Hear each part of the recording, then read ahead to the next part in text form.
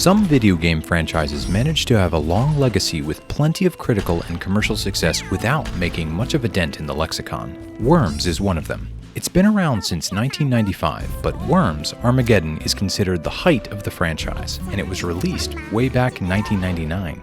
Various sequels and spin-offs have tried to recapture that magic. 2016's Worms W.M.D. follows the Armageddon template and has been rewarded by critics for it. It's a multiplayer-focused franchise where players use a wide variety of items and gadgets to survive. But does the formula still hold up over 25 years later? Let's find out if Worms W.M.D. is a game pass or a game fail. Winners!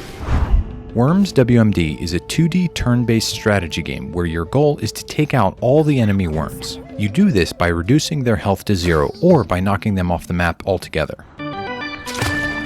You have a variety of weapons, gadgets, and vehicles to shoot, explode, or strike your opponents, and some attacks to form the map.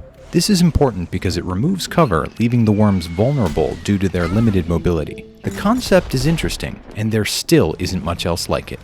Oh, we got lucky there. The problems begin when you start to actually play the game. The worms don't feel good to control at all. We get that they're supposed to be a bit sluggish. They're worms after all. But the game goes overboard. The jumping mechanic is awful. Even when executing a high jump, the little critters barely leave the ground. Aiming is also difficult to get used to. Instead of using the right stick, you aim by shifting the left stick up and down. There's a time limit for each turn, which makes learning the controls all the more frustrating. It's way too easy to blow yourself up trying to work through it.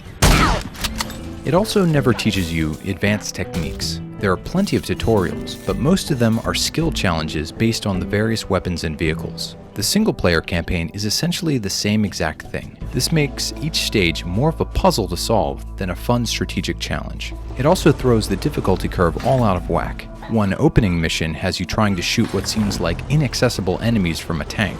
The next has you raining down fire on helpless enemies from a chopper. Most of the skills you learn don't apply to the rest of the game. It's just wasted energy.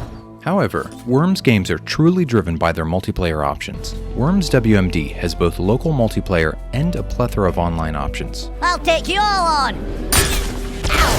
The big rub is there aren't enough players to find matches using matchmaking. Instead, you have to use its server browser to connect to a match. This is a problem because a lot of progression is built around playing a lot of online matches. You earn various cosmetics as you play, and there's also a ranked mode. You are thrown into the deep end right away since even the beginner rules supply players with a massive suite of items, weapons, and gadgets to use. Time to make some big decisions in our little world. The core of the game is interesting enough. You must plan your shots while adjusting for the wind, surrounding terrain, and what you expect your opponent might do on their turn. It takes a while to master the physics of each attack, so in the early going, it can often feel like luck, especially if you're trying to hit targets at a distance. Matches with more than 2 players can take a long time to complete and feel even more luck-driven. Stages are dynamically generated, while weapon crate drops and health packs appear at random. Just let it float down from the mountains. This is fine in casual party situations, but the inclusion of a ranked mode implies that this entry is supposed to tighten things up some. As mentioned earlier, side-scrolling turn-based strategy games aren't very common. Even Worms Rumble, the latest entry in the series that just arrived on Game Pass, abandons the core formula for a real-time battle royale take. There are plenty of traditional turn-based strategy games on Game Pass, whether you want a strategic game like Gears Tactics, or a grand strategy game like Stellaris. But there's nothing in the more casual space that Worms inhabits. If you want a fun multiplayer experience, Overcooked 2 is a fun, frantic co-op cooking game both locally and online. If you want something more competitive, Gang Beasts is a wacky fighting game that makes some gameplay elements feel loose on purpose. Among Us is also a recent phenomenon that's accessible to everyone. Now it's time to find out, is Worms W.M.D. a game pass or a game fail? Now I'm really cheesed off. During our time with Worms W.M.D., we've struggled to understand the allure of Worms as a whole. It doesn't explain itself well to new players, and the controls feel awful.